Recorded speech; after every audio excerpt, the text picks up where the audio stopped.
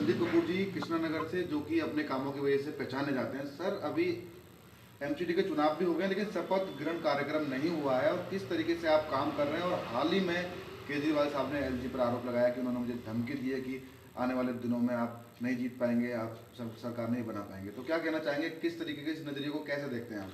देखिए, चुनाव हो गया, निगम पार्षद निर्वाचित हो गए, लेकिन 6 तारीख को जो शपथ लेनी थी 6 जनवरी को, इसलिए नहीं हो पाई कि आम आदमी पार्टी के जितने पार्षद थे वो एक गैंग की तरह जो है वो सीधा जो पीठासीन अधिकारी है उसकी सीट की तरफ झपटे, कमिश्नर के हाथ से कागज लेके फाड़े गए और एक ऐसा गुंडागर्दी की सदन में कि शपथ समारोह हो नहीं सका।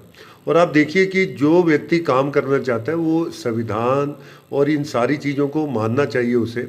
और हम जब जीत कर आए तो जनता की सेवा के लिए हैं। अब शपथ नहीं होने से क्या दिक्कत आ रही है? एक तो शपथ नहीं लेने की वजह से जो बजट के ऊपर हमें काम करना था, जो आने वाली योजनाओं पे काम करना है, जो फाइलें बनवानी है, अधिकारियों से मीटिंग करनी है, वो काम नहीं हो पा रहे।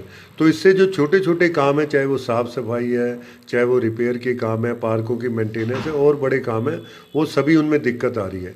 और लग ऐसा रहा है कि आम आदमी पार्टी के जो नेता हैं, उनके जो पार्षद हैं, उनके विधायक हैं, वो काम करने से ज़्यादा काम नहीं करने देने का प्रचार कर रहे हैं, एलजी पे इल्ज़ाम लगा रहे हैं। और ख़ासकर कल विधानसभा में जो हमारे मुख्यमंत्री हैं दिल्ली के, उनकी जो भाषा थी वो बहुत ही धमकी भरी और बहुत ही ऐसी भाषा थी कि पढ़े लिखे व्यक्ति तो ऐसा बोल नहीं सकता।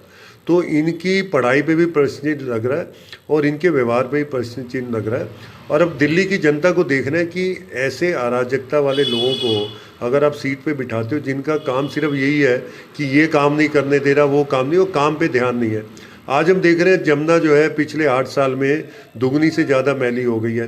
दिल्ली की सड़कें अंदर की टूटी हुई हैं, सीवर व्यवस्था बुरी हालत है, पीडब्ल्यूडी की सड़कें जिनमें करोड़ों अरबों का बजट दिल्ली सरकार के पास है, वो सड़कें टूटी हुई हैं। तो एक तरीके से अराजकता का पूरा विषय चल रहा है। और ख़ासकर पर्यावरण की अगर हम बात करें तो रोज़ ही कुछ ना कुछ आम जनता पे ये कि ये वाली गाड़ी नहीं निकालनी, कभी कंस्ट्रक्शन बंद है, कभी फैक्ट्रियां बंद कर दो, कभी बसें बंद कर दो। तो ये सारा दिल्ली को एक अराजकता की तरफ लेके जाने की एक कोशिश हो रही है। दिल्ली की जनता को जागरूक होना पड़ेगा, कामों के लिए विधायक को मुख्यमंत्री पे प्रेशर बनाना पड़ेगा और इनकी अराजकता ख़त्म करनी पड़ेगी।